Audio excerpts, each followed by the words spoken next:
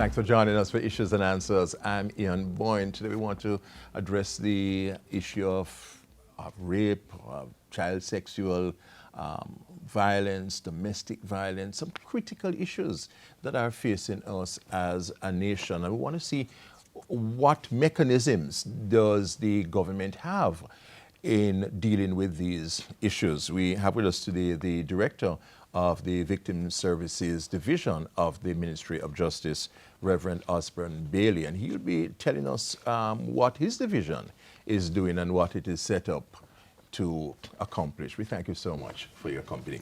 Good to have you. Thanks for having me. Reverend Bailey. And congrats is in order. Thank you very much. You're very kind.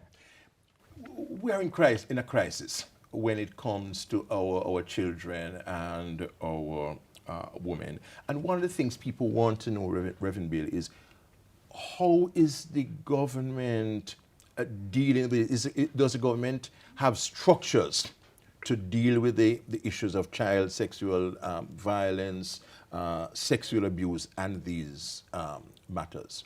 Well, tell us about your Victim Services Division and what you do. Certainly, the word is crisis, given the widespread challenge faced by persons in this country, the high levels of victimization, and not just the quantity, but the extent to which persons are now suffering, particularly our women and girls, but not limited only to. The Victim Services Division in the Ministry of Justice is one of the clear answers the government has provided to provide support. Its main thrust is to coordinate the support base for victims of crime. Okay, so you do that. When a person becomes a victim of a crime, that person would now have their life really being turned sometimes upside down. And there's a range of support which is required. There's emotional support. The division, which has an office in every parish, and it's closely connected to the police and to the courts. And we also provide opportunity for a large amount of Jamaicans to serve as volunteers. I see. You can walk into any of our parish offices, or the matter is referred to us through the police or through the courts. Our friends we would have had persons who have heard of the system. We do provide services. Last year, for example, in 2016, over almost 14,000 Jamaicans were provided with support through the victim services. So we would over have 13,000 persons? 13,758 received services from? Received services. That many were in need of services? Yes. And that many you attended to? 5,722 new clients. That means they were never seen before, and the rest in follow-ups. Oh, we never knew that the government had an arm that had this kind of outreach. Well, we have been operating since 1998, and perhaps you're not going to see a billboard that will speak to what we do. But you're in every parish. Simply because the volume of the need is so great, and we're already doing so much as it relates to to provide support that it's almost concerning if we had a billboard what we would do. But the government provides this support for victims, and it will provide the support from the day you become a victim of crime. It will follow you through the process. If you have to go to court, it has various innovative approaches that is designed to build your capacity to go through your victimization process. It prepares people for the courts. One of the issues raised, Reverend Bailey, is that the victims, especially of rape and sexual abuse, feel further victimized when they go in the court, when they have to deal with lawyers, with police officers, some say even judges. Do you prepare, especially children, to deal with the court itself? The court orientation program of the Victim Services Division is one which has gotten the commendation of police and court officials right across this country. It has several components. Well, even before we actually get into the court, we had a phase where we provided technical capacity building for judges and magistrates across the island, prosecutors, police officers, in understanding the dynamics when a person becomes a victim of a crime. So you actually have an orientation program Yes. for judges and Well, we had is a training that the Chief Justice had felt was necessary, and she was so impressed with it that she continued to follow up at the time, and so perhaps I would say a good 90, perhaps more % of judges that are now serving were exposed. The only ones who were not exposed are those who are new to the system at the time when we offered it. So there's that. Then there is the working with court, where there's an orientation program which involves us taking particularly children to court before the court day to help them to understand the lay of the land. There is the liaison where we actually go to court with children and adults. Yes, we do. Because we actually now provide them with a sense of orientation to understand what it means to be ready for court, and we want to make clear that it's not coaching them nor interfering with the evidence and the facts of the case. This is just dealing with the psycho-emotional and the realities from going to court back and forth. And this is a program that is fully established, and there are many judges who take advantage of it. If a case is before the court and the person has not been seen by us, there have been cases where the judge may actually ask that the child or the person be sent back to victim services in order for orientation. Let's take a break at this point. Reverend Husband Bailey, telling us of the kinds of services that are available to you were you to be in the unfortunate situation of being a victim of sexual abuse, of rape. The government actually prepares people for the court system and prepares them in a variety of ways. Reverend Bailey will tell us more when we come back from this short break. When criminals disagree, they seek revenge. Murder, arson, rape, whatever causes terrible suffering. It doesn't matter who gets hurt. Women, children, and the elderly, they are the main targets. Don't support the criminals. Don't cover up for them. Don't take their money. Take a stand now for the right of our women and children to be free from fear and abuse. Silence brings violence. A message from the Ministry of National Security. Welcome back. Reverend Osmond Bailey is the Director of the Victim Services Division of the Ministry of Justice, a very crucial division in giving the kind of assistance needed to victims of sexual and other crimes. So there is a robust court orientation program which helps people to go through a process that some find unnerving and unsettling and so on. Yes, if you were to just pass by, say, Half a Tree Court in the mornings when there's a court day, you can see apprehension and fear. And so it was important that we did a research, and we found out that victims were saying that the worst time in their sojourn as a victim was sometimes the apprehension of going through the court process. It's lengthy, it's different, it's sometimes how they are dealt with in the court. Right. So we felt that the way to go about that was to build into the program. The government believed that what was necessary was to build into victim services a comprehensive court support. Resources were invested to, as I say, build various elements of it, to train persons. We have volunteers that are trained to assist us, and basically we go with children, with persons and children in particular, to court, which does help in the process when they see a familiar face. And I want to reemphasize that it's not coaching, it's not interfering with the fact of the case. It is really providing a professional services to ensure that they at least feel a sense of safety to go in. And those persons who have utilized that particular component of our service would say that they feel far better when they are going through their process. Do you have a program for schools? Yes. We found out also that there's a number of the persons who are victims are under 18 years of age. That means school-age children. And we realized that we had to have several programs that is designed to help particular children who become victims. So for example, there is a special intervention program in schools.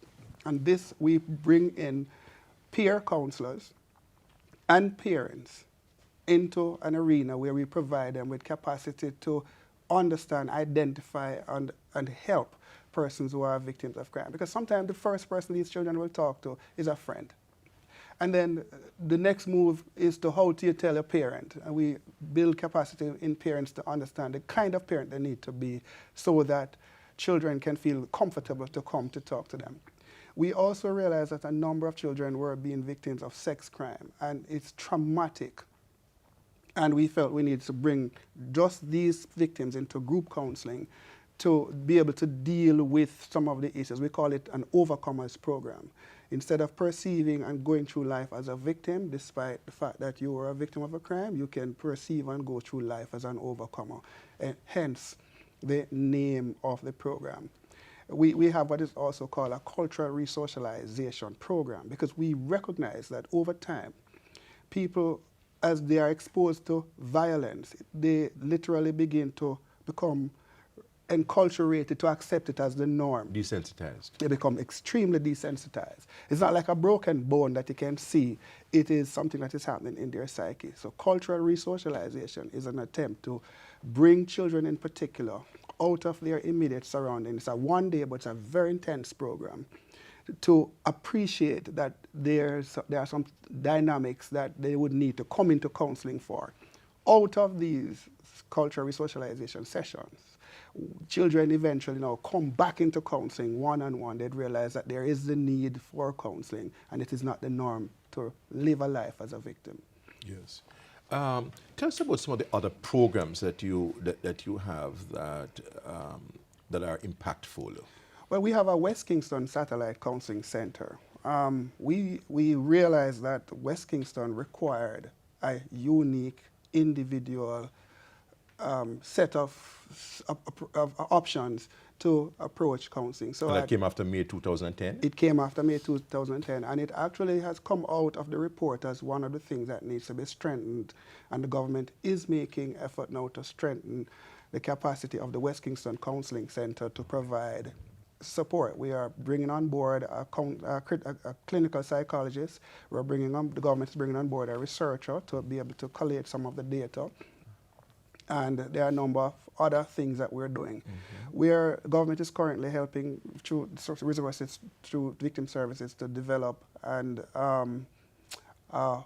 missing child risk assessment tool. That is to say, parents, with the help of a counselor, will be able to go through a self-reporting tool to identify the areas that your child is more likely to be vulnerable to becoming a victim of a crime or going missing.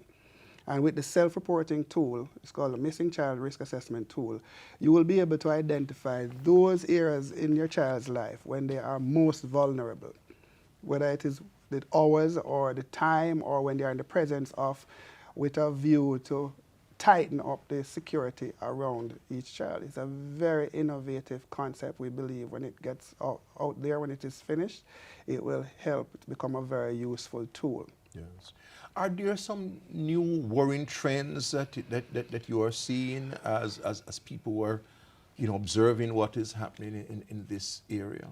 Let me say this. I've been in victim services since 1998, so I would have seen, and if we're seeing 5,000 clients per year, then we're talking about a whole heap of persons. So I am at this stage able to speak to trends, and some of these trends are worrying. For example, there has been an increase in the severity of the sex crimes that are happening. In other words, the age of victims is now falling. We have seen 2- and 3-year-old children, boys and girls, growing, and the numbers are growing. We're seeing repeat victimization. In other words, when a child finally comes in to report, when upon investigation we are finding that this child was being sexualized and molested years before, and this is increasingly. It's just that now that they're at the age where they are able to speak to it. We also are realizing that there's a correlation definitely between children who are going missing and crimes that are being committed against children. Many children are going missing because they're trying to escape. They're running away. They're Yes. running away from You're running away. the sexual abuse. Right. The psycho-emotional impact of crime is on children in particular. We realize it's on the increase. We are seeing more anger issues, insolence issues, sexualized behaviors, suicidal tendencies, educational challenges that are on the worsening as a result of crime. And I'm sure that there are other experts who have said that they have noticed that the high level of mental instability in among children. I think that crime has something to do with it. Even the violence level in some children. We believe that there has been some evidence that they were victims of crime, but the issue was not identified, and they are now acting out in ways to defend and protect themselves. These trends are worrying, and we believe that. And what response the division is thinking of making or recommending in light of these trends that you have observed? Well, we would like the country to know that the Ministry of Justice has stood up to the task to provide counselors in a context where of justice. It's not just about the courts. Persons can come into the victim service offices across the island. Yes, I encourage everybody to come in. I encourage persons who want to be given a free, confidential, professional counseling service to come into the office. Right? The government has made it possible for these persons who want to volunteer to the program because they train a lot of volunteers.